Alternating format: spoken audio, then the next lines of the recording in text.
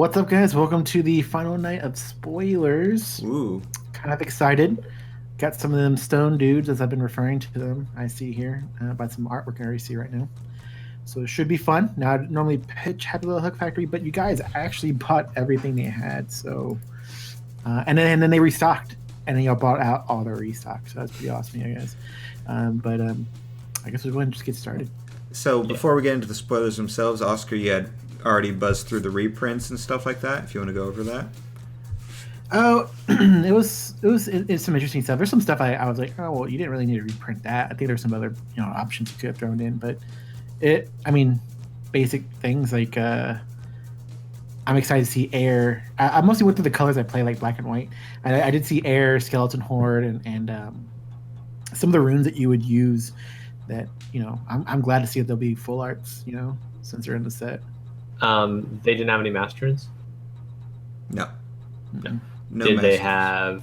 So was there like a method to their madness, or was it kind of just whatever? What were some of the ones that were missing, Oscar, that you're saying they could have done instead? Oscar was not ready for this at all. No, I wasn't. I was going to talk about this on the podcast. This is the subject. For I told because I told Oscar we're talking about this. He didn't. Yes, I did. No, he didn't. I didn't have the conversation. So not a great start. But so the reprints are in there. Like Oscar said, I guess in our spoiler video we don't talk about spoilers anymore. But what were some good cards? He mentioned like Air. Acolyte of the Sun was in there. Air was in there. Skeleton Horde. I think Donut Drone and stuff was in there. Shamaza was there. I didn't look at. I only looked at black and white. Like I said, I didn't look at blue. So we'll have to wait and see. Obviously, no rulers or anything. I know that was a rumor like forever ago, but I don't think anyone was expecting them to.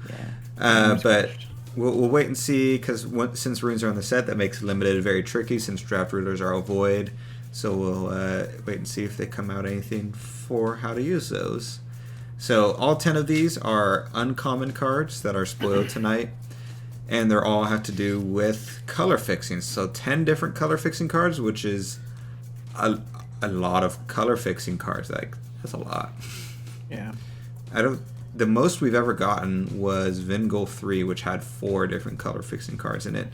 Kind of. They're like they could only play chance, and they were really low health. And they tap themselves to produce the color. Yes. I read like 1 or 2 of these, and they don't do that. So that's the interesting part. Yes. They've basically all been telling me that these are like really dumb. So yeah, that's what I've heard. I saw 2, and I was like, wow, that's crazy. Because when I thought color fixing, I thought, oh, this is going to be like a 1-cost dude who either taps himself to produce color, like Sacred Elf and Acolyte of the Sun, or it's going to be somebody who looked like the way the edition did with a tree on it, where it's like it comes in and you tap and banish it and produce a color. Yeah. But no, they didn't. They were like, oh, let's do this, and then let's add these 2 abilities almost on every single card. So it's like it's pretty stacked dudes when you think about it. Every single one of these is 1 cost. So keep that in the back of your head as we read through all of these. All right. So I'll start with the first one, obviously. So we got Onlooking Vampire. It's a 1 black 4/4 vampire. Treat darkness magic stones as wind magic stones as well. Darkness magic stones you control produce green as well. Whenever Harvest or Corrupt is chosen, if Harvest was chosen, this card gains +1/+1 and Drain until end of turn. If Corrupt was chosen, it gets +1/+1 and Bane until end of turn. So if you have the other card, it's going to get +2/+2, Drain and Bane. Drain and Bane. Bane and Drain. Oh, that's pretty bad, actually. Yeah. What? That's pretty funny. Okay, I think I see where these are coming from. Someone in card, whoever was R&D, all right, we got budget cuts. What do? What if for 10 cards, we just copy and paste and just rearrange the first 2 things slightly, and then just think of a random new ability? Right.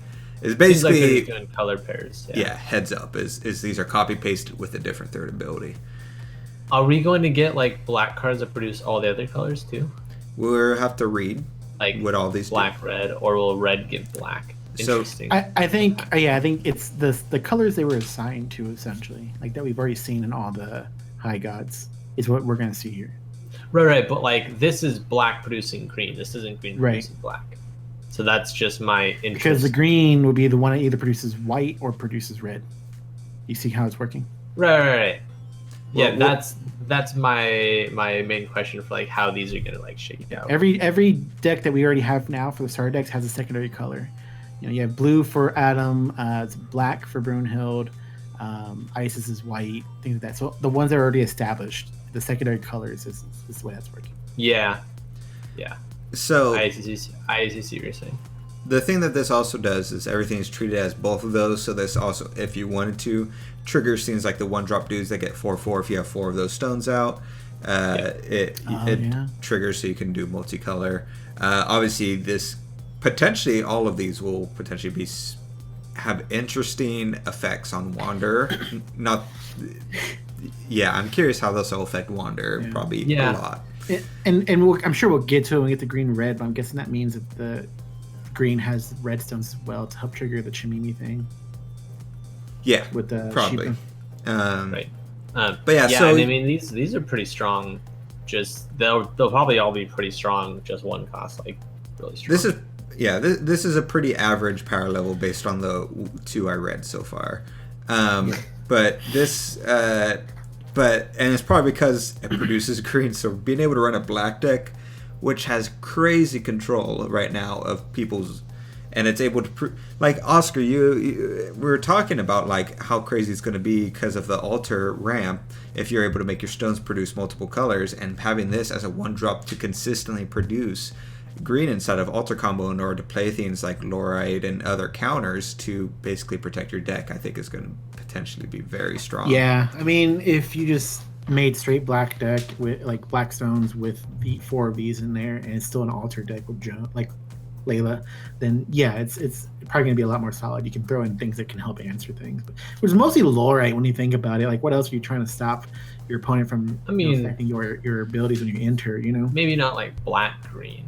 But like there's still some really good black green. I mean, I don't know. I don't know how I should like, if I should talk about this in like rotation terms, or if I want to like go, because like we're looking this also at gives you this access comes to out Gil. in 2 weeks, and how's this gonna run? Right, like yeah, Gil, it does. Like having Gil's Gil gonna be much better too, because he can just run whatever green white ends up doing, and now he has access to white at all times. Yeah, or he can go like green white and then have that one flex stone be like a totally like a black stone, so he can have access to like 3 colors possibly. Yeah. But I don't know how much Gil would. I don't know how if they want to run this stuff, because it could mess with the balance of the deck. Yeah, it's tricky with Gil. Yeah. I'm really curious with all the decks and how many of these they're going to run and how much room's dedicated to it, because so much crazy stuff came out this set. Not all of it can just go into a new deck and just fit right now. So they're going to have to make adjustments and cuts. Some things are just to be completely ignored. You're going to be like, oh, that one card I saw week 2 of Explorers I thought was just completely crazy. They're not even running it because they need to make room for other things that end up in combination with each other were crazier. It'll depend on the card and the deck. Like this one, we'll kind of see. This one's cool because the cool thing about this is because of the Harvest Corrupt thing. There is a Harvest Corrupt that's quick cast speed, so you're able to do it in response, either giving him Drain or Bane, or buffing him to prevent deaths. Different things like that you're able to do in response, which is kind of cool. But yeah, he this one specifically, you're not running so much for the ability as much as potentially producing green, which I could definitely see people running like two of these or something like that, because black has so many good search mechanisms. You don't need to have that consistency, and so you just run him with some. Especially if it could be a good point. Especially if the green is in your rune deck, so you don't have to worry about drawing into green by accident, and so you run these just. It's definitely frustrating. Like it seems like you'd have to have like a nice deck construction where like you aren't drawing dead cards. Like your first 5 cards aren't like 2 of them are green. Like that's a pretty crappy thing without having an onlooking vampire. So it's like turn 1 you need to set up searching him into your hand, and then you have to play him, and then you have to like protect him, because if he dies, then that's 1 out of 2 of your now a lot your green stuff is dead. But I like Colin's idea of like playing green runes and flexing that way. I think that's actually really important. Yeah. Flavors. My guidance ends here. We'll meet again for the curtain call. Abrazuki. Interesting. So I'm next. Yeah. I think we're going same order. Yep. Acolyte of Shiva. It's a 1 green. She's a 1 green. 400/400. Mimi Tribe Resonator. Oh. Treat wind magic stones you control also as fire magic stones. Wind magic stones produce red. Banish this card. Target J Resonator gains +3/+3 until end of turn. So, real quick before I forget, this is going back to what I had said, where maybe Tribe needs 1-drops that you can banish to buff stuff for the other card. Exactly what I was and so thinking. I'm really happy they did that, because this, I think that one that's removed from game or whatever that you could play is officially like a legit card inside of Mimi Tribe decks. Like, this combined with the other banish is going to lead to some great combos, especially potentially like 1 to 2 turn kills once that enters the field. Yeah. And Definitely. Also, it's counted as a Mimi Tribe, so it works with Shiva as well. Yeah. Tap down. Well, yeah, that's who Colin was talking Yeah, that's about. what I'm talking Because Shiva has swiftness, right? Yeah. Or she can gain swiftness. I forget the exact of it, but yeah. I don't I remember. think it's pay red. Yeah. Okay. No, that's what's her name. You guys can look this up. I can't.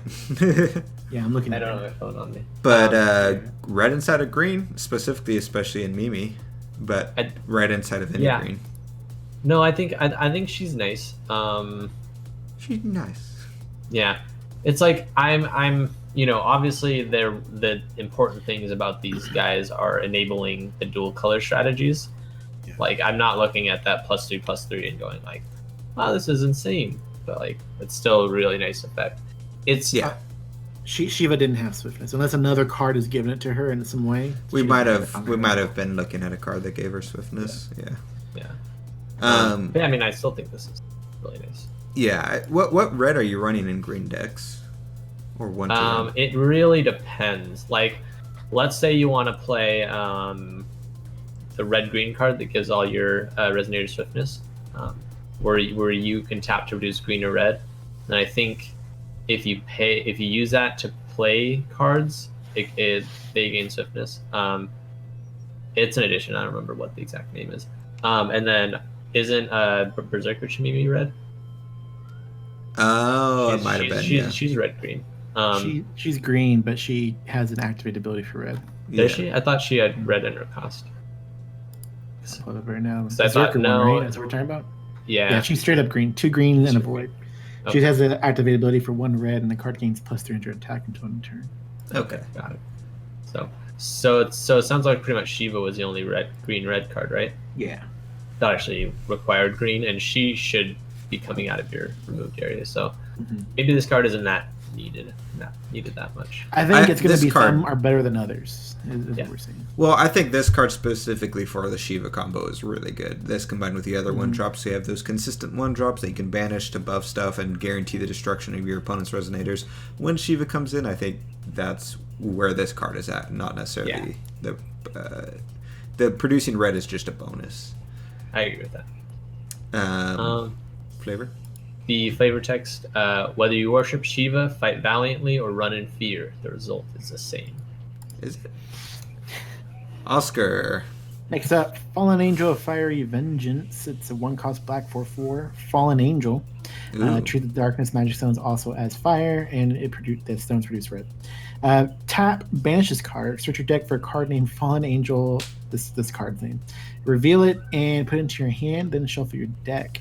Pay 200 life. Remove this card in your graveyard from the game. Target J Resonator gains -400 defense until end of turn. See, this is definitely on the much nicer effects than the other ones. This has 2 effects.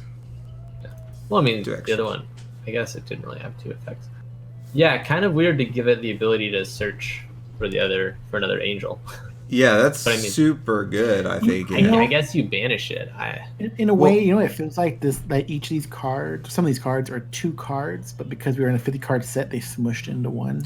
Yeah. Because I feel like there should have been something that's like, oh, this happened, search for that card, and then that card in graveyard should have had just the pay 200 life remove. Yeah, I think I don't know if I agree with that. Like, I feel the combo here is like, you play your Fallen Angel, you get your fixing, then you banish this guy, and you sack, and you sack them, and you give something -0, -4. Like that's like the combo, and then you just replace them with the one in your hand. I think that the -4 is actually pretty. Yeah, I think that's really good because you're like if someone's like, oh, I'm gonna wipe your field to destroy that, and you could just be like in response, tap, banish, search for another one. So you have this gives you the consistency of making sure you're always producing red if that's your big thing in your black, because whenever he's about to die, as long as you're not attacking with him, which you shouldn't be, you can always do that in response, and then he gets just like a bonus effect while in the graveyard at any point in time. You can activate that. So that's I think that's which is really, it's a really nice ability because I mean, Colin has seen me play with like an Alter Layla deck, and there's times where maybe there's 3 Laylas in play, but I haven't hit an Alter yet, or I don't have a way to sacrifice her. And to pay 200 life and make sure she dies and get a stone out of that, like that's worth it. Yeah. Also, it hits J rulers. They're really into killing J rulers this set.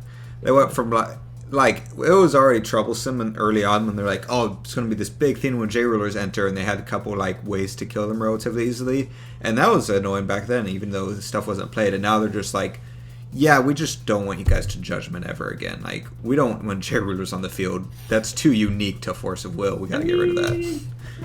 I hate J. They kind of do if they printed Perfect Loki. I just they give it a perishable. I'll give you that, but like.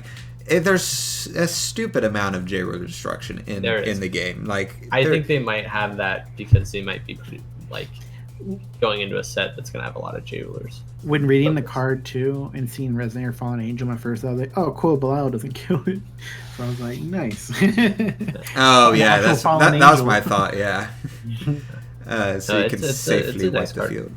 Yeah, flavor heroes chain together and fall as one. Next up, Shadow of Chronos. This is a 1-cost 4/4 Shadow with Barrier, and water magic stones are black and produce black.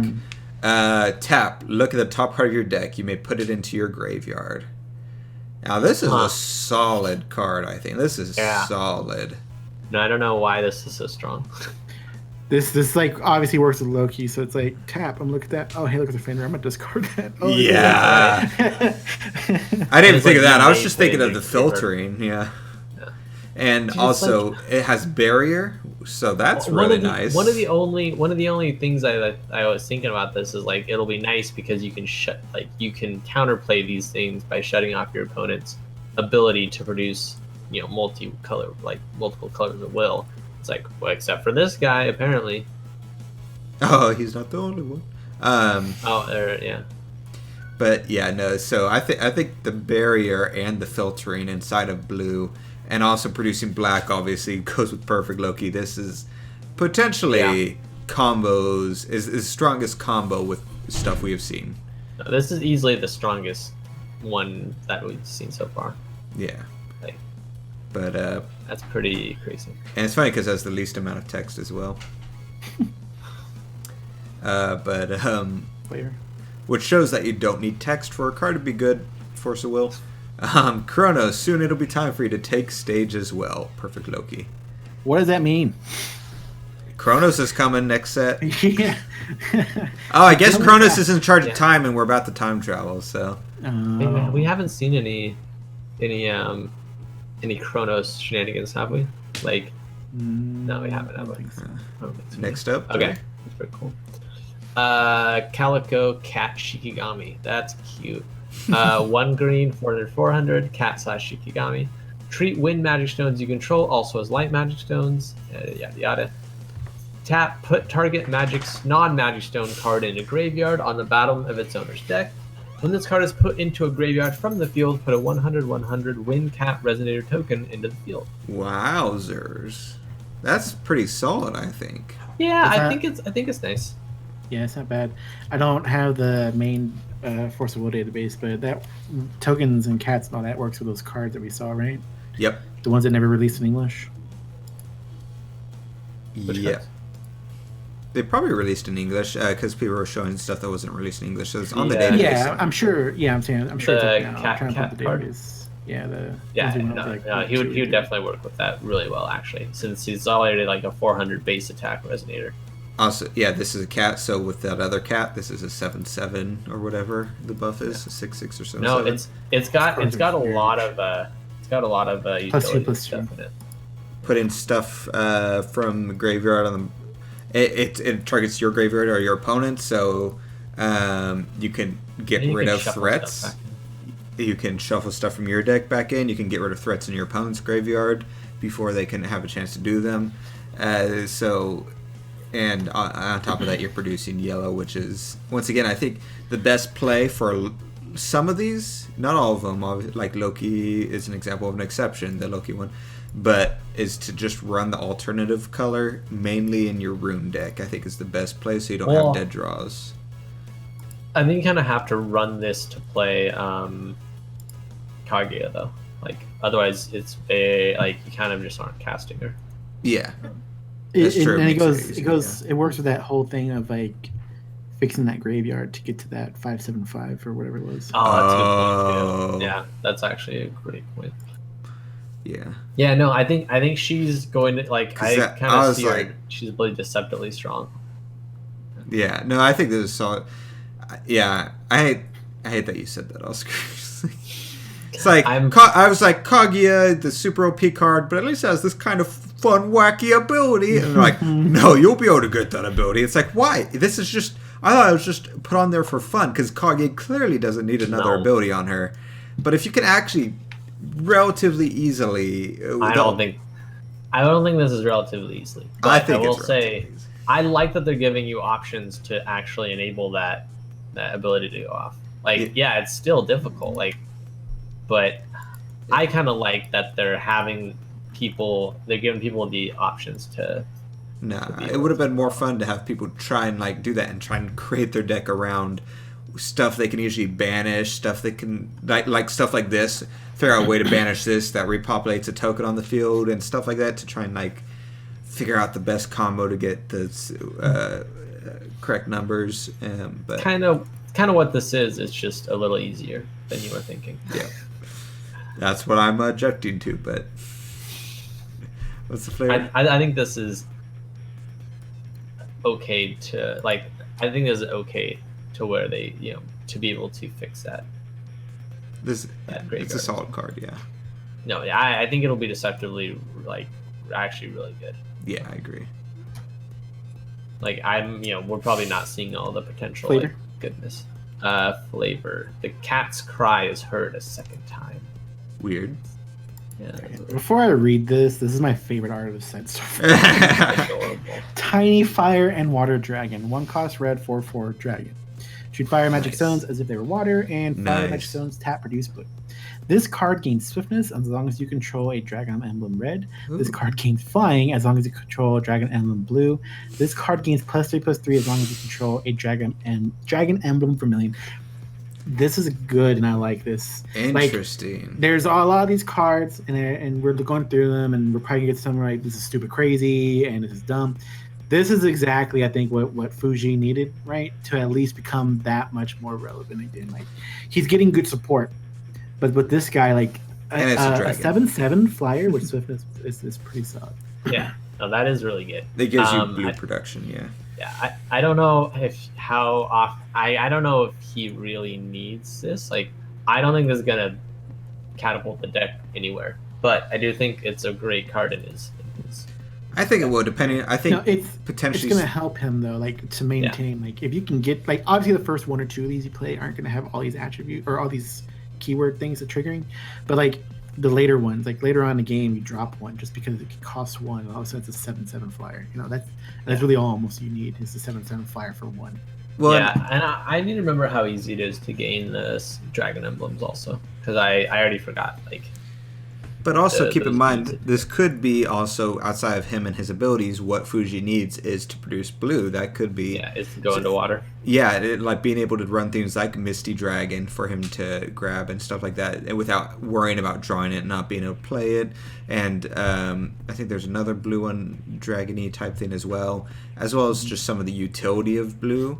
I think could Not necessarily that Fuji will be like competitive or anything, but you won't. No, but it won't be a some Pandora are- situation again. Right, and like some of our locals, like Nathan was already running a blue-red Fuji before the Oh, thing true. was teased about having blue.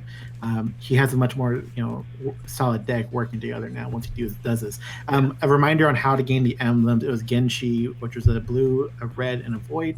8/8 High God who entered, and you either gained a red emblem or a blue emblem, but Fuji was your rule, you gained both instead. Oh, okay. And then there's a separate so card. it is a little easier. Right. That if you have those two emblems, you get the Vermilion. Right. The Vermilion Dragon. Mhm. I remember like Genshi was that his name? Mhm. Anyways, I remember he like gave it, but I thought it was a lot harder to get. But yeah, those are. And you can those see both the definitely emblems. doable. You see the blue emblem on his chest, and I assume the red one is what's on his forehead. The little Oh tiny yeah, flag. that's cute. He's like, look at me, I'm a god. I just really like this card. I like Flavor. how he gets the flying and stuff when when you get the dragon emblem. Flavor here, there's no escaping the grasp of Genshi Tensei. It's kind of like the dragon's like growing up, and as he learns to fly, and he gets a little bit bigger and stuff like that. Oh, he I turns into imagine- the dragon that Soul uses. That's what his final. That would be hilarious. Next up, wait, is this me? Yeah. I got both the blue ones. Clockwork Girl. One costs 0/0 machine. This card enters with 400 counters on it. Well, that's nice. And then Yeah. it produces green. When this card is put into a graveyard from the field, look at the top card of your deck. If it's a machine, reveal it and put it into your hand. So that's terrible. But the counters is kind of cool. But I don't know if green is needed in machines. What? Yeah, we haven't seen anything that's blue green, have we? Machina, what's- but Yeah, Machina. Machina is blue green. Okay. So- Yeah, I don't know what else you'd want out of all the cards that green to run with machines. There's some That nice machines green just stuff. can't do on its own.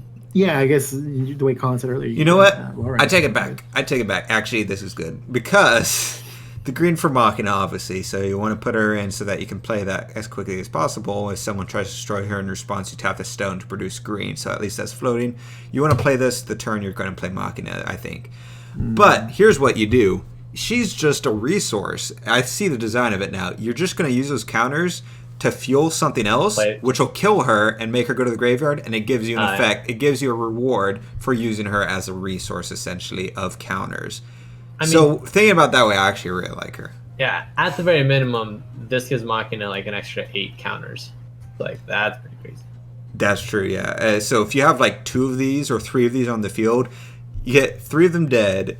Machina gets 24 counters, and then you look at the. I guess if the top card of your deck is not a machine, you're super screwed, actually. But if it's the machine, you could potentially look at it, draw it, look at it, draw it, look at it, draw it.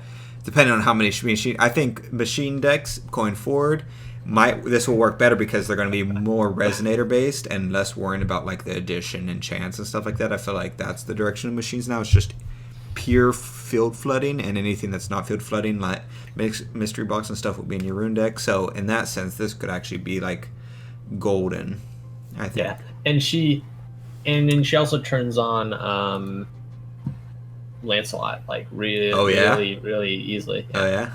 I know what you're thinking. I was like, I didn't. Yeah, no, it's in line with the other card where they enter the field ready to go as fuel for Lancelot or for Machina and stuff like that. I really like that too. Bet she's ready to go, Colin.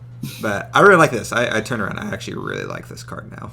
Yeah, I'll say she's a lot better than first. A lot more uses for her than I was first. Yeah, thinking. this is a solid card. The Artemis is pretty cool, but it looks like she's like prisoner. But like I like how you see a little crink on the back of her neck as well. Yeah, like, the crink around.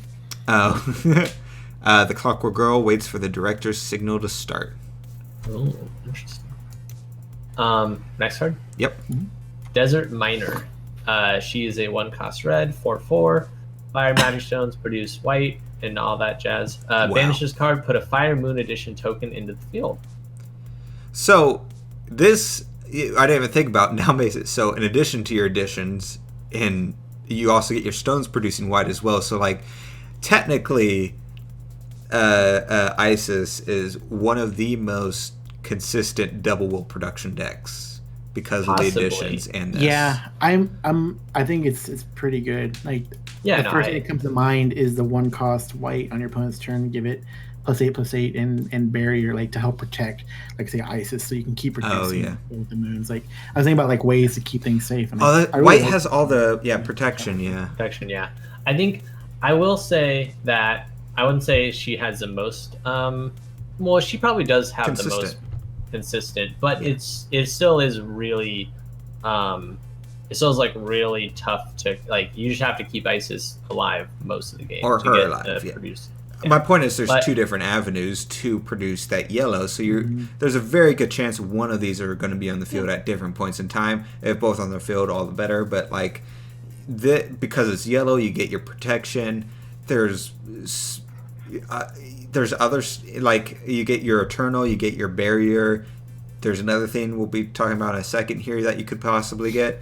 So like, I think because of this, I think Isis with its double will protection is actually going to jettison to the forefront, I think. I don't know about that, but I will say that I love that this card, you like, if they try and like turn off your will protection or to kill this, like you can just banish it and get a Fireman edition. Like that's pretty tight. Yeah, that's super good. Like, I think she is actively like discouraging them from targeting her, which will hopefully keep your will your dual colors up longer. I just wish she had like better flavor, like she could she kind of turns herself into like an addition, which is kind of cool, but it doesn't really like, I don't know, the flavor doesn't really like. Yeah, I agree. But someone had pointed out, which I thought was hilarious, they made a comparison to Avatar where she dies and turns into the moon. I was like, oh, that's hilarious. Okay, the flavor text is, I found a shiny. See, obviously she turns into a moon edition, Joy. The flavor explains it. All right, next up, Messenger of Odin. 1-cost 4/4 beast. Treat land magic stones as darkness, and they produce black. Faith. This card gains the following text as long as your ruler is astral. Tap. Target entity you control gains astral until end of turn. Eternal until end of turn. Eternal until end of turn. Let's try that one. What did I say? Astral until end of turn. I'm mad. I saw it a second ago. No problem. I was talking with Lee about this because it's the one cards I did see. This one, the next one, and I thought the first thing he said is like, oh, just taps and protects itself, so it can never be destroyed. I was like, oh, that's a really good point. I guess if they can't chase to that, gaining eternal, then yeah. I mean, you can still kind of kill it, but yeah, it's like you can like remove from game, or I think, is that the only way? Because eternal stops it from doing anything else. Yeah. Well, so eternal says it can't be destroyed, right? So but a banish is not a destroy, right? Yes. If I have to banish it, then banish and remove from game. I could have sworn there was one more way to get around eternal, but yeah, if banish this will die. Which I mean, it's not like it's still really awesome. I think Faith. I don't know how easy. Wasn't there a card spoiled that kills your J ruler? Odin. It didn't kill it, but it gave it out the astral counter, and I think that was Brunhild actually. Yeah. So like this might not be that hard to pull off anyway. Yeah, and it produces black, which goes super obviously good in white. Like this will go really good in Oscar's deck and things like that. Whether it changes your deck to where you only run light stones or not is different, because if you don't only run light stones and you still do the hybrid of light and black, then maybe this isn't super great, because this could potentially be a dead card, and super dead if you're only drawing darkness stones, because you can't play it, and also you're not producing light and stuff like that. So it's sort of a weird thing of like, you have to figure out what you want to do there. But if you can trigger the Faith super easily, then this is solid, because of that eternal protection. You can just run straight light magic stones with very little fear, at least, of anything happening to them. Okay, I guess I was mistaken. It wasn't Brunhild, it was Odin. Yeah, that's what I was thinking. There was a will. You know what I actually like a lot too? If you planned your deck around like your J-Ruler gaining Astral and the Faith combo, like this is just a nice card to play, like a 1-cost 4/4 that taps and gives Eternal. Like I wouldn't even care about its will production at all. I would just be like, I'll just play this and protect stuff. Yeah. Man, yeah, it's entity, Like, so that's- you can give your J ruler, your magic stones, Yeah. your additions, everything. Like you can bring in, Odin. Not that there's like 20 other cards that also are, or like one other card that is supposed to do this, but like you can protect Odin and stuff, or your J ruler when Odin comes out. From killing your other stuff. Like I just feel like if you can turn on the faith for this card, I would just play it just for that. If you could just have faith. I know. Yeah, this will be interesting to see how that triggers and everything. But Yeah, like I wouldn't even care about the production. The production. No, it was Brunhild. I was wrong. Okay. Again, How does two white and you pay awakening for black. It says if your ruler is Brunhild, you may make it astral. If you do, destroy target J-Satch resident and put 4+1/+1 counters on this card. Right. Okay. If you can enter and make it astral immediately. And it's your ruler, right? Mm-hmm. And Odin heals it. It doesn't have to be flipped or anything, right? You can't make a J ruler astral anyways. Well, I mean, you can kill it and it'll be astral. But anyways, you can kill it. Yeah, but you can't just force it with this card. I know. I didn't remember how it worked. But yeah, so like, I could have swore there was a kind of an easy way to make them astral. I mean, I always feel like this changes like I run a Brunhild already. That's just pure white. Like even in cluster black white without going Joan, like Alter Layla. We keep saying Joan, Alter Layla. Like to make it astral as opposed to trying to flip early or even just trying to flip in general might even be a better route. You know what I'm saying? Because like this is solid. With some of the resonators you're gonna be dropping it solid. Like once you have the astral counter, it's just like cool. You're targeting it.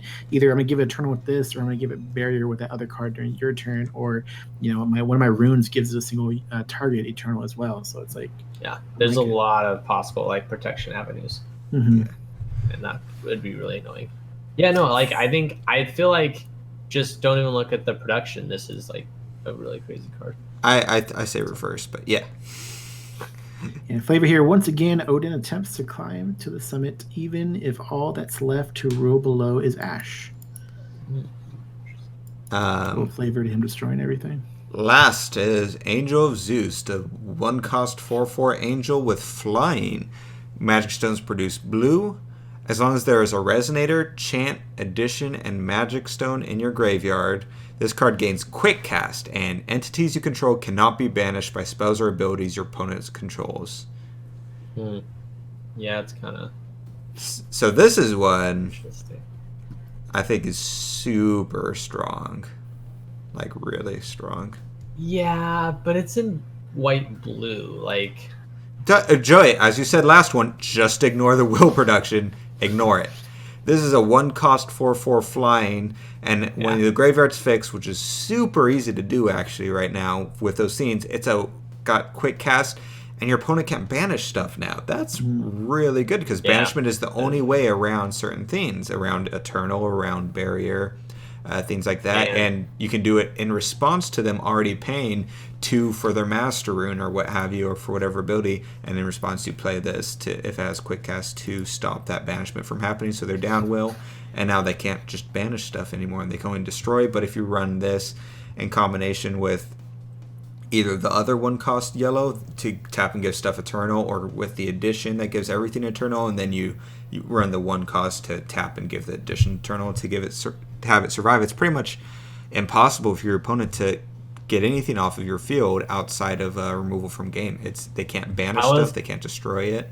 I was totally like blanking on like a lot of that, like that con.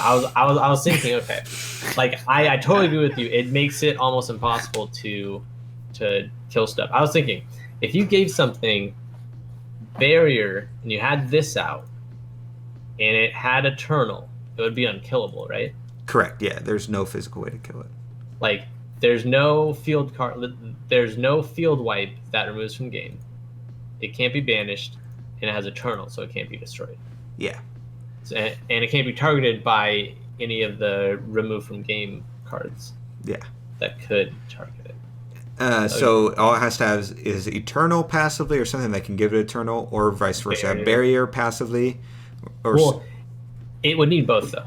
Like, it just needs one of those, because you have the thing that taps to give it Eternal if it only has Barrier, and you have the 1-cost that can't be chased that gives it Barrier if it only has Eternal. So in white, so I think you're like set as long as it has one of those abilities, you're good to go type of thing. Obviously, I was thinking more like permanent, eternal, and barrier. Yeah, they're not dumb enough to print something with eternal and barrier.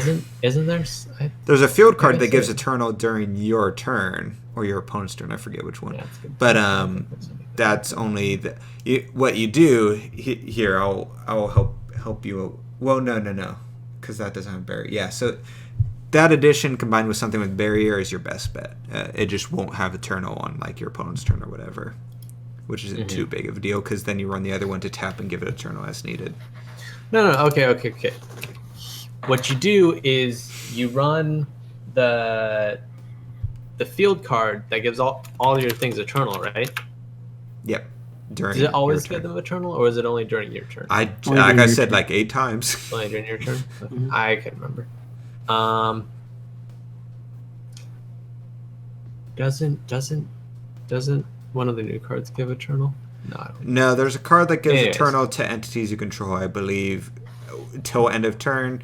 It has something to do with Odin, or it's some sort of combo where when you destroy your everything, you don't get destroyed. I forget which card it was, but that's not permanent. Yeah. Okay. So there's no like permanent unkillable. I mean, there could be in Wander, but anyways. There's stuff with permanent eternal. Yes, there are resonators, but yeah, there's nothing with eternal. Permanent eternal and barrier. Like. That being said, there's not a lot of stuff. Barrier. There's not a lot of remove from game targeting things that are even used. So all you need to do is just have eternal and have this card, and you're set. I mean, Blade of Faith is like the main issue with that. I guess so. Yeah, Blade of Faith. Like Blade of Faith is like. I think it's actually the only one actually, but the only one that targets. But you're running light, so you're running the one cost that gives barrier that can be chased, and since Blade of Faith is not quick cast, that goes in conjunction of countering that. So yeah, no, I think this is one of the in my opinion this is one of the strongest of all of these. Is this one right here? But. I feel like it's tied between him and the shadow of Chronos, but yeah, but I do agree that it's definitely second. Yeah. It's like realizing as you guys are talking, like, oh man, like Shadow of Chronos and Blue Giant inside of that Parallel World Challenger deck's like, cool, just feeding that graveyard up. Oh yeah. I'm totally playing my Schrodinger. I'm making a Schrodinger deck. I'm making a Schrodinger deck. Your 60 cats. I'm just borrowing them from you, Oscar. Oh yeah, I'm sure you are. I'm sure you're gonna borrow them. No, yeah, but this angel is pretty. What are they? 3 cents. Crazy. Let me check. Yeah, no. I'm curious. So I just saw them here at 25 cents. Overall thoughts. 25 cents? Mm-hmm. Oh, those are overpriced. Those are way overpriced. If you guys want to sell them for 10 cents, let me know. Or for $1. What are they at right now? Look it up. I want to know. Wait, I thought you said they were 25 cents. Last I looked, it was that. Last I looked is when I was trying to get them. Oscar likes lying. Get out of here. They're like, Colin, it's on recording. Look, go to this. Timestamp it, guys. Timestamp when I said it. We were put in the comments. Neither of us were actually listening. So how do you spell parallel? It's the one time my autocorrect didn't work. Parellel. Or am I missing? There it is. Yeah. My autocorrect works for every word that doesn't matter. Then I mistype that one, and it's like, no, that seems right. No. Let's wait for him to give that price, and we'll wrap this up. Okay. So personally, my thoughts are that these aren't too insane. I think they could be toned down a lot. They don't all need to be 4/4s. They don't all need to have special abilities.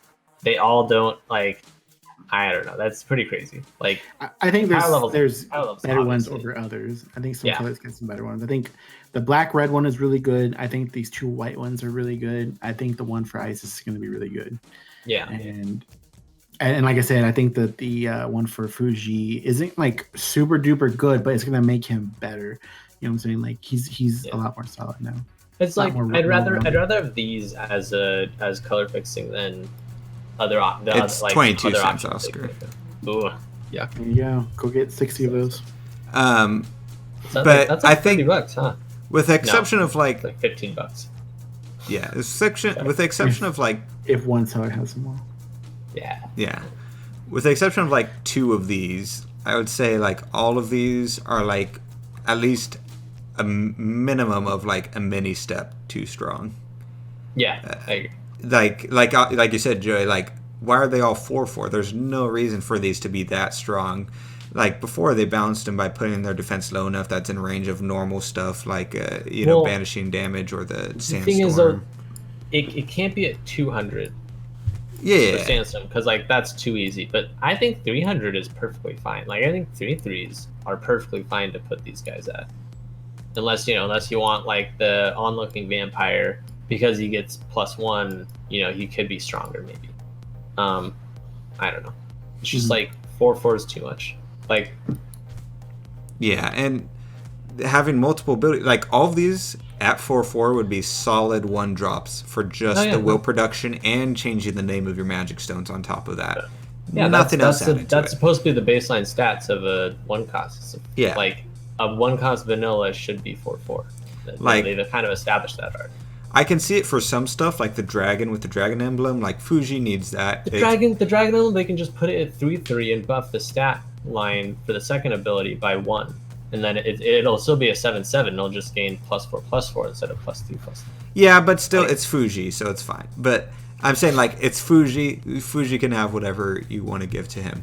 But like some of these, it's like why the color fixing's already going to make some of these decks kind of bonkers, and then. Like the Angel of Zeus has got its thing going on. Like potentially Messenger of Odin, Desert Miners. I think is going to be a really solid Clockwork Girl. I think is going to be we'll see how machines do. I think machines potentially could be bonkers now. The cat, and yeah, all of these are good. Shadow Chronos. Fallen Angel that repopulates itself and can minus stuff and kill things essentially after it's already dead. Acolyte, which fuels into the Shiva or whatever.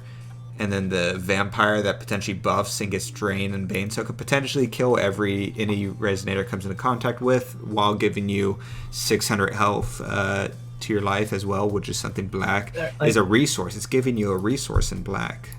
In my opinion, none of these are bad. None of these are even like remotely bad. They're all actually really good.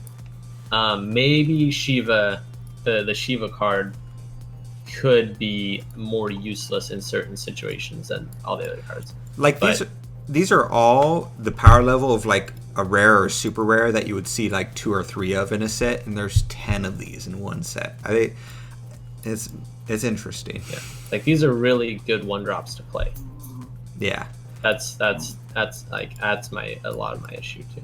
Yeah, I'll be curious. Like I said, what decks run them and how much, because there is bonkers stuff already. So are these bonkers enough to put in with the other bonkers stuff? For sure, stuff will be staple stuff. I think Clockwork Girl will be staple in machines. I don't think there's any situation you don't run that. I think things like the what's her name, Angel of Zeus. I think that'll go right in with any deck that's already like somewhat passively trying to fix your graveyard for the other effects. You're just going to put this in. Stuff like that. I'll be curious to see the other ones if they're strong enough to match the other strengths we see in this set or not. But oh, I never read the flavor. Hold on. Lord Zeus grows tired of his power. You shall inherit his strength and stop Ragnarok in his place. These words confirmed what Alice had suspected. The true calamity of this world were the very gods themselves. Whoa. Okay, continue. Anyways, I'm just gonna make a point real quick. Sorry, go ask me. I'm about to wrap up and say we're gonna talk about more of this in the podcast. Okay. And that's probably a good idea. I understand, the set itself, as well as some of the missing cards. We're gonna go to the database and see what's kind of there that we didn't mention before. Kind of go over some of the English cards. I think we haven't seen Alice officially yet in English. This was like Lucifer and stuff like that. Wait, what are we doing? Thank you. Oh, we're doing that on podcast. Yeah. Oh, podcast. Okay, so I was gonna say. You guys should be seeing this Sunday night, maybe just Monday. Podcast will be out Tuesday. You can check it out then, and we'll see you next time. Yeah. Bye.